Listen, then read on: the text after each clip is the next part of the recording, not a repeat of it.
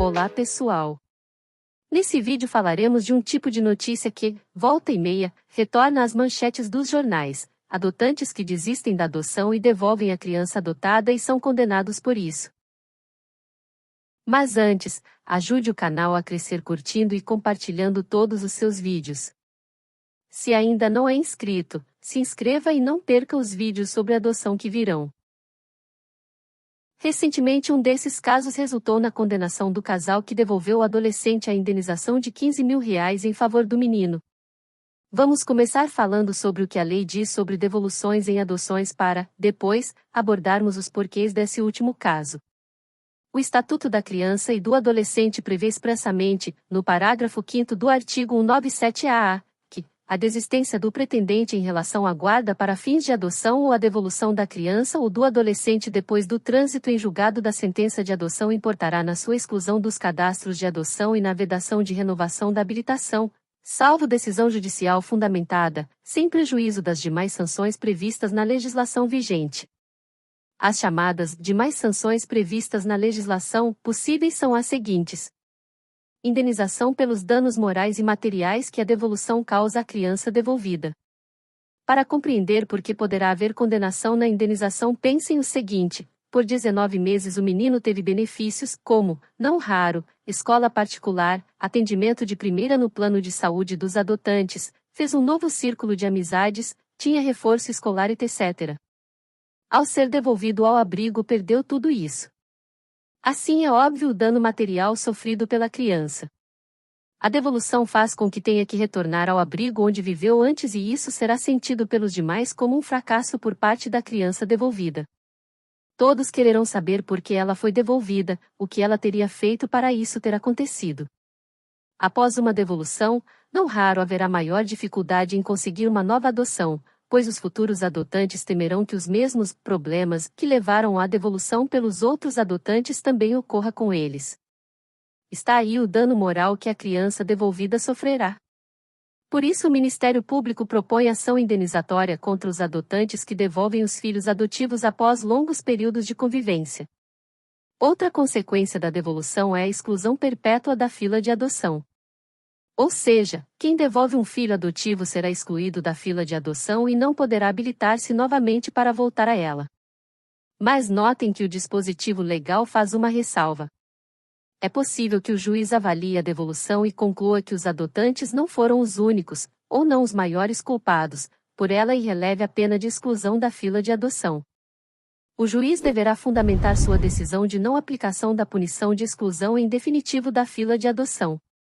Como os adotantes, como regra, não possuem conhecimentos técnicos jurídicos, é fundamental que em casos de devolução sejam acompanhados por um bom advogado da área. Não basta ser advogado. Não basta ser um advogado familiarista ou civilista. É indispensável que seja um advogado que entenda de adoção, pois só assim se terá uma defesa realmente eficaz. Lembro aqui que advogados não são milagreiros, logo o profissional, com conhecimento sobre adoção, prestará os melhores serviços possíveis para o caso concreto, mas o resultado dependerá do que realmente ocorreu e de decisão judicial. Assim, aqueles que por motivos justos devolverem filhos adotivos, com a assistência de um bom advogado da área, terão maiores chances de não serem excluídos em definitivo da fila e minimizar os riscos de condenação a indenizar. Vamos agora ao caso do adolescente devolvido após 19 meses em família. O casal alegou que, durante o convívio, o menino se revelou arredio e demonstrou problemas de comportamento na escola, além de ter atitudes sexualizadas em relação à mulher e à filha do casal. Vamos lá! Nos grupos de apoio à adoção batemos sempre na tecla de que problemas escolares são de praxe, são a regra na adoção tardia. Logo, dizer que os problemas escolares apresentados pelo adolescente são razão bastante para uma desistência é uma falácia. Ou seja, qualquer adotante que tenha se preocupado em se preparar para uma futura adoção estaria ciente de que dificuldades escolares ocorreriam e levariam muito tempo para serem minimizadas. Todo o grupo de apoio à adoção dá orientações sobre como enfrentar essa dificuldade em particular. Se os adotantes devolventes alegam tal argumento, claro está que não se prepararam previamente para uma adoção tardia, tendo sido irresponsáveis em adotar sem a indispensável preparação prévia. Outro argumento utilizado para justificar a devolução foi de que o menino era arredio. Ora, todo adolescente é arredio por natureza. Sejam paridos, sejam adotivos.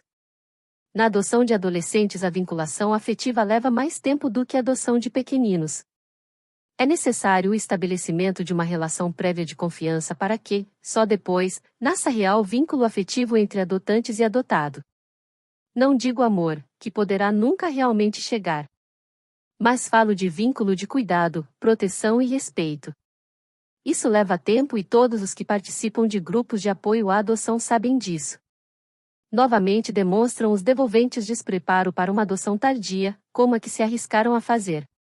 O terceiro e último motivo apresentado foi de que o menino apresentava um comportamento sexualizado em relação à adotante e à filha do casal. Essas questões devem ser trabalhadas junto com o psicólogo que acompanha o adolescente, bem como o neurologista e psiquiatra infantis para avaliação multidisciplinar da situação alegada pelos adotantes.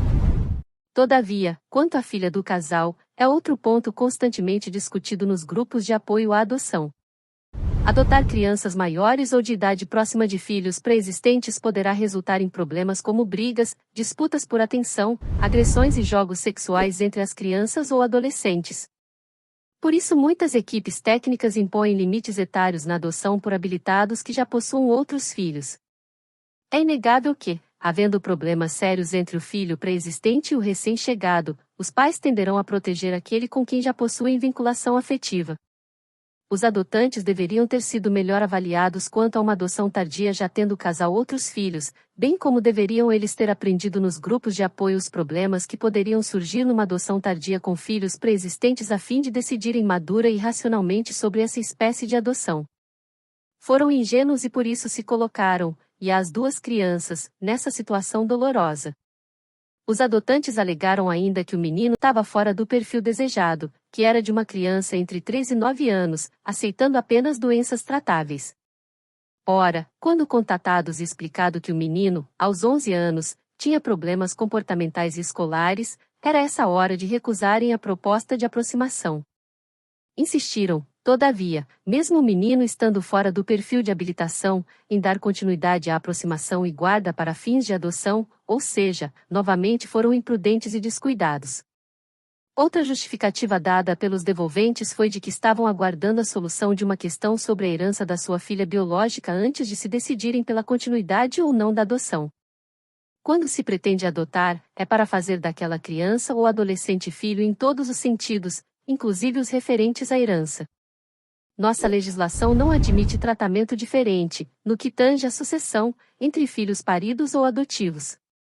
Mais uma demonstração de despreparo e desconhecimento sobre os fins de uma adoção legal. Deixaram nessa fala claro que não tinha objetivo de fazer do garoto filho, até que a questão da herança da filha biológica estivesse resolvida, em clara distinção entre os dois tipos de filiação. Os estudos feitos no processo de adoção interrompida constataram que os adotantes interromperam os acompanhamentos médicos e psicológicos do menino, além de deixarem de dar a ele a medicação recomendada pelos médicos que o acompanhavam. Incompreensível tal decisão, exceto, talvez, se pretendia agravar os sintomas do menino a fim de gerar justificativas mais drásticas para o encerramento da adoção. Seria esse um motivo bastante para a condenação a indenizar o menino devolvido.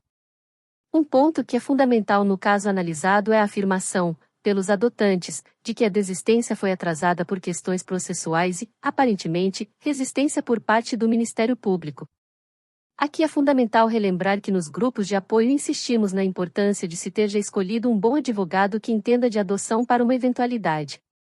Percebido pelo casal que estavam aparentemente sendo prejudicados de algum modo no andamento processual, deveriam imediatamente ter buscado a assistência de um bom advogado da área. Talvez se tivessem feito isso a tempo, todo o desenrolar posterior poderia ter seguido outro rumo. Era isso que tínhamos sobre o assunto devolução de filhos adotivos na mídia. Gostaram do vídeo? Então ajude o canal se inscrevendo, curtindo e compartilhando esse e os demais vídeos e shorts.